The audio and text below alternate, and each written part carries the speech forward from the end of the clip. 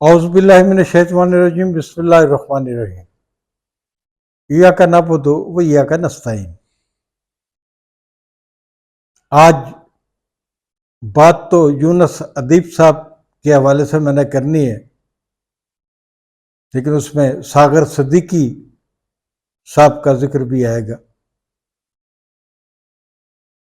کچھ چند سال پہلے تک آپ کو یاد ہوگا کہ ہر سال ساغر صدیقی کی برسی بہت اہتمام کے ساتھ منائی جاتی تھی اور وہاں سینکڑوں لوگ شریک ہوا کرتے تھے۔ بہت بڑا میلہ لگتا تھا، ساغر میلہ۔ ساغر صدیقی کی برسی آ گئی، ساغر صدیقی کا میلہ لگ گیا، ساغر صدیقی کے چاہنے والوں کے ہجوم در ہجوم وہاں موجود نظر آئے۔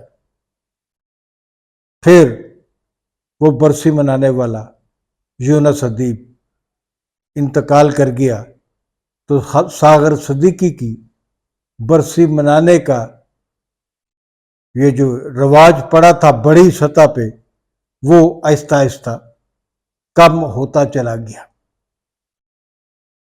ناظرین، میں نے جو آج آپ کو کہانی سنانی ہے اس کا ابتدائیہ آج ہوگا، اور اصل کہانی رلا دینے والی کہانی، آپ کی آنکھوں سے آنسو ٹپکا دینے والی کہانی میں آپ کو اگلے کسی پروگرام میں سناؤں گا، اس کہانی کے کرداروں کو سامنے رکھ کے۔ یونس ادیب صاحب کون تھے؟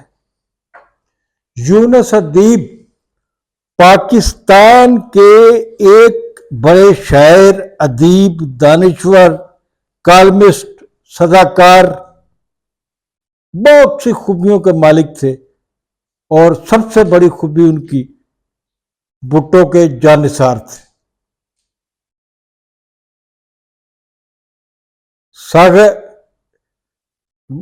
انہوں نے ساغر صدیقی پہ کئی کتابیں بھی لکھی، یونس ادیب نے۔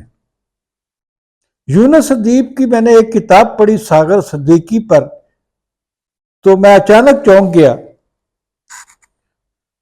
یونس ادیب صاحب لکھتے ہیں کہ میں اور نعیم ہاشمی، نعیم ہاشمی یعنی کہ میرے والد اور یونس ادیب صاحب وہ مال روڈ کے ایک ریسٹورنٹ میں بیٹھے تھے، تو اچانک یونس ادیب صاحب چونکے اور نعیم ہاشمی صاحب سے کہنے لگے کہ نعیم صاحب، ہاشمی صاحب، ساغر صدیقی گزرے یہاں سے۔ ساغر صدیقی کا اس وقت تک پتہ نہیں تھا کہ وہ لاہور آ گیا ہے، وہ چونکہ ہجرت کے وقت ساتھ نہیں آیا تھا پاکستان میں، بعد میں آیا، تو اس دن پہلی دفعہ وہ وہاں دیکھا۔ یونس ادیب نے اور نعیم ہاشمی صاحب کی توجہ دلائی۔ ہاشمی صاحب نے کہا اس کو بلوا لیں۔ یونس ادیب صاحب اس کو بلا لائے اور تینوں نے بیٹھ کے چائے پی، باتیں کی، اور اس کے بعد ان کا آپس میں میل ملاپ جو ہے وہ بڑھتا گیا۔ ساغر صدیقی بھی نعیم ہاشمی صاحب کی پروڈکشن ٹیم کا حصہ بنے۔ نعیم ہاشمی صاحب نے جو انقلاب کشمیر کے نام سے فلم بنائی، اس میں ساغر صدیقی کو ایک کردار بھی دیا گیا تھا۔ اسی فلم کا ایک ترانہ ساغر صدیقی کی آواز میں ریکارڈ بھی کیا گیا، اور ساغر صدیقی کی آواز میں ریکارڈ ہونے والا نعیم ہاشمی کا یہ ترانہ 1954 تک سینما گھروں میں قومی ترانے کی شکل میں سنا جاتا رہا، اور لوگ اسی طرح احتراماً کھڑے ہو کر اس ترانے کو سنتے رہے جب تک کہ موجودہ ترانہ تخلیق نہیں ہوا۔ تو جو میں آپ کو بتا رہا ہوں کہ جو ہمارا آج کا موضوع ہے وہ ہے یونس ادیب۔ یونس ادیب کی کتنی کنٹریبیوشن ہے، اس سے بجائے اس کے کہ میں اس پہ کچھ بولوں، مجھے ان کی ایک صاحبزادی کا فون آیا تھا، یونس ادیب صاحب کی۔ اس فون نے مجھے رلا دیا۔ مجھے ان کی صاحبزادی نے بتایا کہ وہ 4 بہنیں ہیں شاید، ان کی گزر بسر کیسے ہوتی ہے۔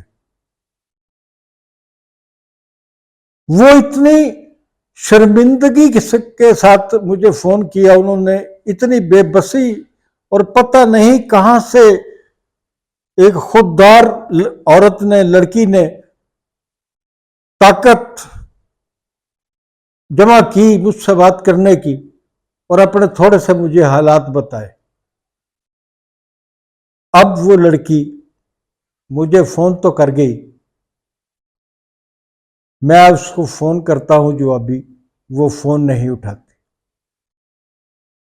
مجھے جہاں بھی جانا پڑے، جیسے بھی تلاش کرنا پڑے، میں یونس ادیب صاحب کی صاحبزادیوں کو تلاش کروں گا۔ میں آپ سے وعدہ کرتا ہوں کہ آئندہ کسی پروگرام میں ان کی صاحبزادیوں کو ساتھ بٹھاؤں گا اور بتاؤں گا کہ اس وطن عزیز پاکستان میں، جس کو ہمیشہ صرف سیاستدانوں نے لوٹا، وہ ڈیروں نے لوٹا، جاگیرداروں نے لوٹا، اور اس کو اپنی رعیت، عوام کو رعیت کے طور پہ، اپنے غلاموں کے طور پہ اپنے پیروں کے نیچے رکھا۔ وہاں یونس ادیب جیسے ایک سچے ادیب، شاعر، صداکار، سیاسی کارکن ان کی موت کے بعد کیسے زندگی گزار رہے ہیں۔ یونس ادیب صاحب کے حوالے سے میں آپ کو بھی، جو لوگ یہ پروگرام سن رہے ہیں، درخواست کروں گا کہ آپ کے پاس بھی کوئی معلومات ہوں تو میرے ساتھ شیئر کریں۔ آپ مجھ سے میرے موبائل پر بھی بات کر سکتے ہیں، مجھے ای میل بھی کر سکتے ہیں۔ میرا ای میل ایڈریس ہے جو میں اپنے ایڈیٹر صاحب سے کہوں گا کہ چلائے، KN، K for Khawar, N for Naeem, KN.Hashmi54@gmail.com، اور میرا فون 033342159998۔ یہ میں نے ایک فون کی بات آپ کو بتائی جو مجھے آیا، اور اس کے بعد وہ فون اٹینڈ نہیں ہو رہا۔ میں نے آج اس وقت پروگرام کرنے سے پہلے بھی کوشش کی کہ کسی طرح اس بچی سے بات ہو جائے، اس کی کسی بہن سے بات ہو جائے، لیکن میں ناکام رہا۔ تو ناظرین، آج تک کے لیے اتنا ہی، ملتے ہیں اگلے کسی پروگرام میں۔ جاتے جاتے گزارش کروں گا، خاور نعیم ہاشمی آفیشیل یوٹیوب چینل کو لائک کریں، شیئر کریں، فارورڈ کریں، نہ صرف دوستوں کو، اپنے تمام گروپس میں بھی خاور نعیم ہاشمی آفیشیل یوٹیوب چینل کو شیئر کریں، فارورڈ کریں۔ بہت شکریہ۔